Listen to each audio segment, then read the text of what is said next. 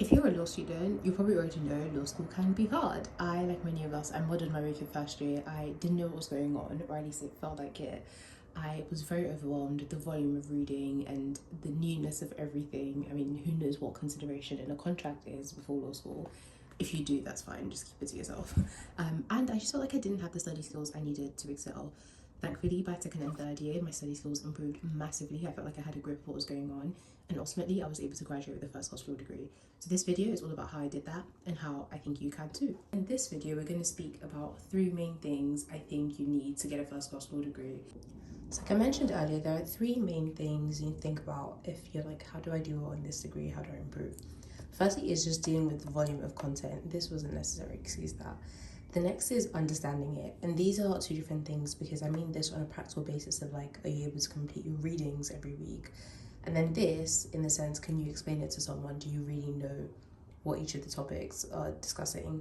And this is applying the content, whether that's essays, exams, coursework, or even things like mooting, writing blogs beyond like what's necessarily required in your law school curriculum. We shall begin with dealing with the volume of content in law school.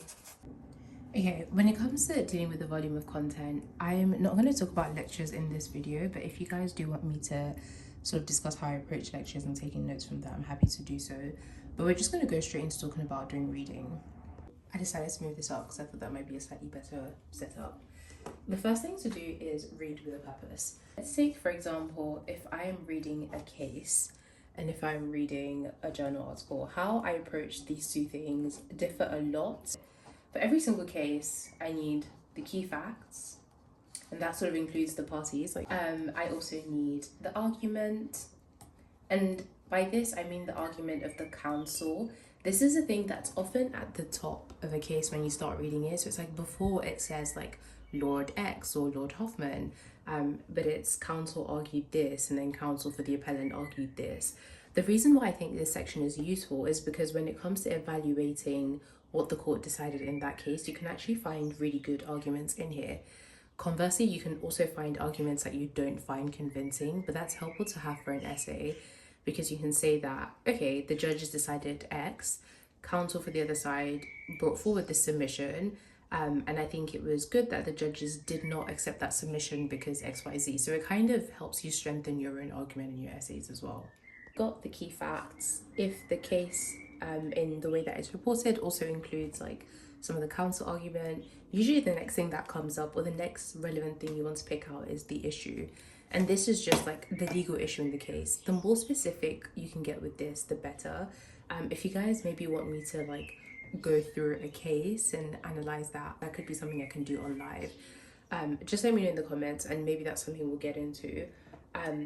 But the legal issue, you want it to be as specific as possible. So if it was a contract case, if what was being considered in that contract case was there sufficient consideration, you want to write your legal issue should be was there sufficient consideration, or you could get even more specific and say did X providing Y amount to sufficient consideration in this sort of contract. The reason this is important is because it really helps you draw links between different cases and different. The next thing I would then look out for in a case is what's the decision at this stage. So this might be in the Court of Appeal that we're hearing the case. What did the court decide? And then why, which is the reasoning. Again, this is important because when you evaluate judgments or you evaluate cases in your essays, in your coursework, it's not helpful to just write like, oh, in Hugh and Stevenson, it was decided that X. It's helpful to know that. Of course, that's good knowledge to show, but then you need to be able to explain why did the court get to this judgment? How did they get to this conclusion?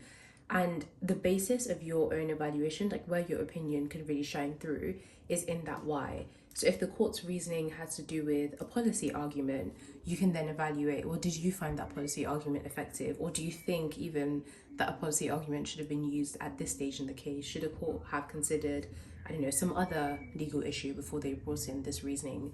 And I put ratio here just because that's what we call it in like fancy lawyer language.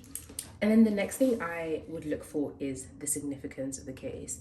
Now, this is something that I used to confuse a lot with the decision, but I think it was actually studying family law that helped me realize that these can be two distinct things. Often they can be the same, like the decision can also be the significance of it. Take Donahue and Stevenson, for example. the outcome, like the decision in that case, is also what we remember Donahue and Stevenson for, that a manufacturer owes a duty of care to the end consumer. However, that's definitely not the case for all cases. Sorry. Anyways, that's not the case with every single like issue that comes to court. And an example of this was often family law cases for me. So in family cases, in, for example, a child safety case, you would have the decision for the parties. So what did the court say about the specific individuals represented in that case? What was the outcome there? And that would sometimes be just slightly different from the significance. The significance of a case might not even be the main legal or substantive issue at hand. It just might be something that the court clarified about the law in that case. And that's something we then apply in subsequent cases. So often it can be that the significance of the case is, I don't know, the court saying, well, actually, this procedure should be amended because it no longer works for X. Whereas the decision that's sort of important to those parties and to that case might be X did not owe Y money. So that's what I mean by distinguishing between the decision and the significance in the case. The next thing is if I was reading a journal article. Now, this is why, again, reading with a purpose is super, super important, because there is a lot of reading in law school. And if you just read everything top to bottom without knowing what you wanted to get out of it, it is quite difficult. In first year, I tried this framework for cases, and I continue to use it in my second and third year. Just to say, like, to anyone who might be finding it difficult, even though I was largely using this framework in first year, I still found it hard, partly because I didn't know where to look for counsel argument or how to get to the exact issue, the exact legal problem in that case. So I think it's also something that comes with practice. So I say don't be disheartened if you find that, yes, I know what to look for, but it's still taking me some time to look for it. So if I was scanning a journal article or reading through a journal article, there are three main things I'm looking for. The first is the author's overall argument. Now, most good articles have this just in the introduction. It will say, blah, blah, blah, blah. This is the gap in literature or research that I have spotted. And this article will argue, propose, submit that this should be the case. So often it's in the introduction and then also reinforcing the conclusion. And what you have to look for throughout the rest of the body of the article are the author's supporting points. So if they've argued that consideration should actually be abolished, I'm just going to go with consideration in contract law for this video. The author usually was able to find 2 to 3 points. Often there are more in an article. I find that you don't really get less than 2 supporting points in a legal article, but that could also be the case. I also think sometimes it's not necessary to jot down all the points. So if they have 6 arguments as to why their overall argument is convincing, if I found that there are 2 to 3 that are good enough, either convincing enough or they're the most convincing in the article, but they're still not convincing to me, I would just note those 3 down, because part of reading with a purpose and sort of trying to make it easier for yourself is distilling the information down. You don't want unnecessary fluff in your notes. So I'd note down the supporting points. This is something you'll find in the body of the article, like I mentioned earlier. So this is just something you have to read through. And the next thing to note down are your thoughts. And there are different ways to sort of do this practically. I think, again, I'll do a whole video on the different ways to read, because you could read the introduction. So you could do intro, conclusion, and then the body of the text, or you could read everything just chronologically, introduction, body, whoops, or you could do introduction, body, and then conclusion. Some people just skim the introduction and the conclusion depending on what kind of information you want to get from the article. There are so many ways to approach like reading an article, which is why I think that will be a separate video. But as you're going through the article, whether you're highlighting it on your laptop or reading it on paper, note down your thoughts as you're writing down the overall argument and your supporting points. I often used to find that I would think like, oh, my opinions aren't refined enough, like for law school. Like, surely this is, a distinguished academic writing this. How could I agree or disagree with them? And your thoughts don't have to be super refined at this stage. You just need to have some thoughts. If you're going through the article and you think, that doesn't really explain why X is Y, then just note that down. And that can be something you bring up in class. It can be something you bring up in an office hour. And I think having these thoughts as you go through the reading, it'll help you so much when it comes to kind of refining your opinion later and writing essays. So that's part 1. That's dealing with the volume of content. Like I said, we focus solely on reading here and on lectures. It goes with the textbook. If I'm reading a textbook, I usually find that there's less flexibility there. If I know exactly what areas of law I'm doing, so if I'm doing a bit of research and I just want to find out more about Headley Bryan in tort law and negligence, I will look at the textbook chapters and the headings and I'll go straight to that section. But at the same time, if I'm reading for class that week and I don't know anything about negligence yet, it's likely that I'm reading the entire textbook chapter on negligence and I'm just using the headings that the author's given me. So that's kind of part one of our three-part framework that's dealing with the volume of the content. One thing that we didn't speak about here is time management, and I think that is a massive topic, but again, perhaps one for another video, so subscribe and stay tuned for that. The next is how, once we've dealt with all this content, we've got our notes, we've read our cases, how do we understand it? Okay, so you're like, I've kind of got a grip on the amount of content, I'm managing to go to my lectures, I'm reading the material, I'm getting through my reading list, even if it is taking a while. How do I check that I'm understanding the content as I go along and as exams approach? So as you can see, I've kind of split this section up into two: non-exam season and the exam season grind. For non-exam season, I should start with the test for all of this is, can I explain this concept to my friend? And yes, can I explain this to my friend who studies law? But could I also explain this to my friend who studies physics, someone who would be able to understand it, but just happens to not sit in a tort law class for 3 hours every week, or maybe 2 hours, however long you have tort law for. And you don't have to go through the act of explaining it to someone new every time. I mean, if you do have someone in your life who's happy to listen, absolutely go ahead. But the test and the concept is just there to help you check that you're able to distill the information down enough to explain it to someone who would get it, but just doesn't know it yet. For non-exam season, honestly, it's kind of hard to go through law school and check that you're understanding the concepts as you go along, unless you're doing like practice essays, or we had formative essays, which were basically non-assessed essays during the year. So my first tip is just speak up in class. This is incredibly intimidating, at least for the introverts amongst us. I was super scared to do it initially, but I did find that the more I spoke up in class, the more I understood, partly because you can ask clarifying questions on things you don't really grasp. But at the same time, when you give your opinions, you give your answer to a question, even if it's like partly correct or completely correct, the teacher will agree with you and then build on your point or give you an alternative view to consider. So I so recommend like speak up in class, even if it's once every week, and just get yourself into that habit of engaging and getting used to talking about the law, discussing cases and debating, because ultimately that's what you're doing in an essay, just in written format. The next one is office hours. I think these are a cheat code to law school. Everyone should go to office hours. I didn't really start going to these until like the end of first year or maybe even second year.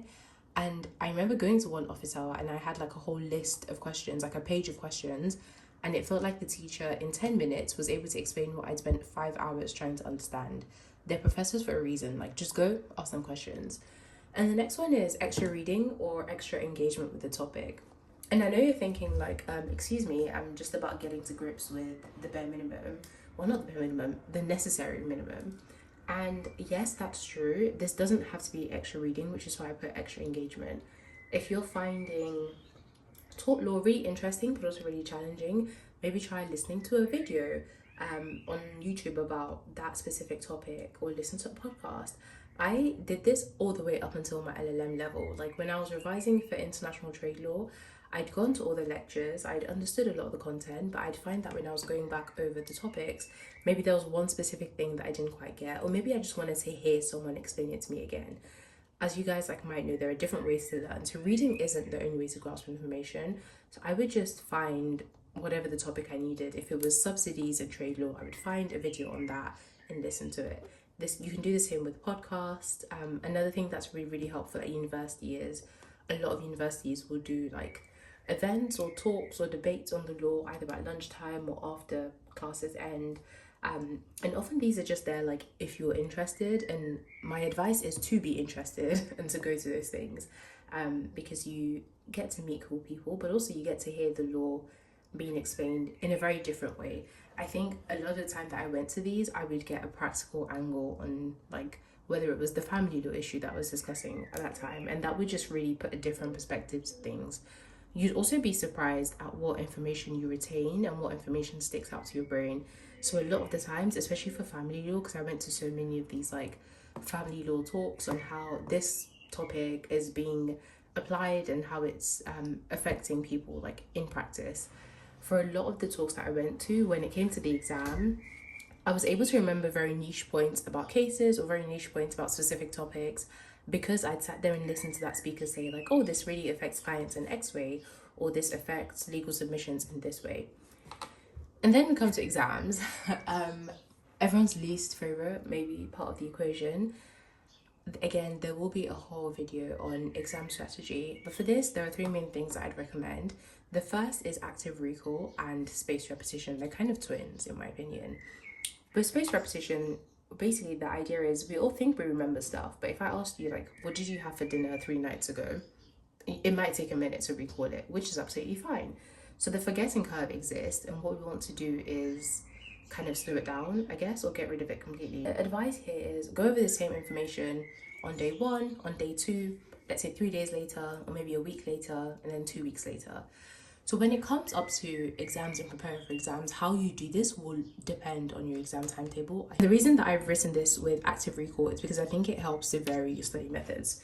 So if, let's say, on day 1 of your studying, what you're doing is you're going over your lecture and reading notes from the topic.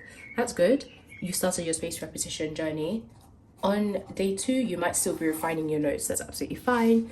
And then on day 3, we're going to vary up our study methods a little bit. We're going to do some active recall. So maybe this is you do some blurting. I used to love just getting a whiteboard out and writing down everything I could remember about the topic.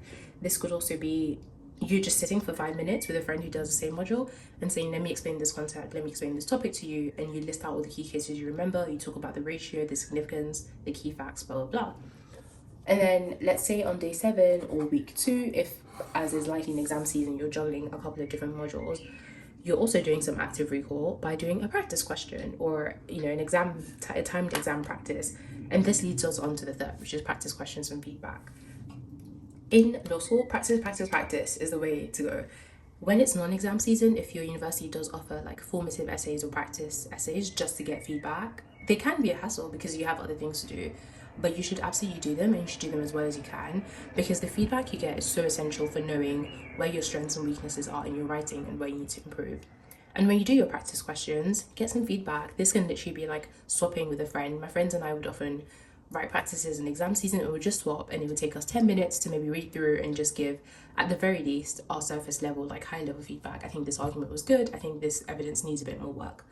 You could also give it to a teacher if they're happy to read over it. Another thing that I'd recommend looking for is universities often have sample papers, or sometimes teachers put like on the module page or on the course page some sample papers from past years, so you can have a look at those. Some teachers write, I think, like sample model essays themselves. Have a look at that. If that's not available to you, I'd go a step further and say, reach out to someone in a year above you. If you're in first year, reach out to a second year and say like, hey, would it be possible for me to read a paper on X, and just have a look that way. And if you can get their essay paper and the feedback they got on that essay, that's like even better. So now we've done step 1, step 2. We've dealt with the volume of the content, we've onto the content. Now we're like, how do I apply the content? Like, how do I absolutely post this? And we've partly covered this already. For applying the content, my advice is essentially get used to doing it often. So practice questions. Coursework, I don't think it's too different from your exam essay technique. The main thing with coursework is that you have more time. So with coursework, it's even more important. You sort of go back to step 1 and you're like, okay, this is the topic, this is the essay that I'm dealing with. I have these lecture notes and these reading notes on it. I'm gonna go do some further reading and find some more information. And of course, when you're doing your further reading, you want to read with a purpose. Let me get it back. So now we're back to reading with a purpose. If you're doing further reading on, again, let's say consideration in contract law, and all the academic arguments you have, all the cases you have so far support one side of what consideration is or should mean. When I'm doing further reading, I think, okay, I have enough arguments on this side.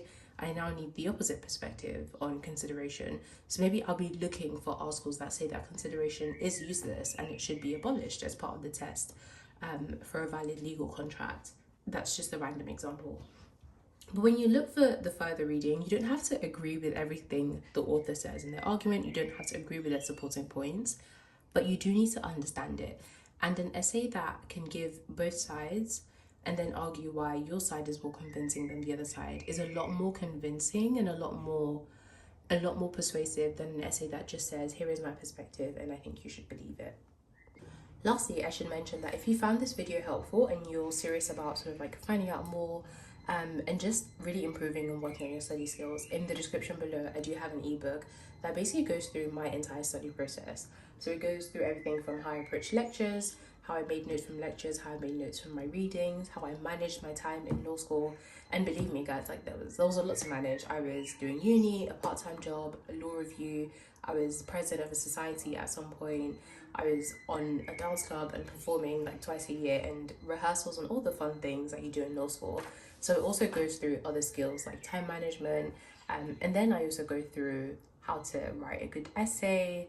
I have some examples of my essays included in there, as well as the feedback I got alongside them. And finally, I also do have sections on like how to prepare for open book and closed book exams.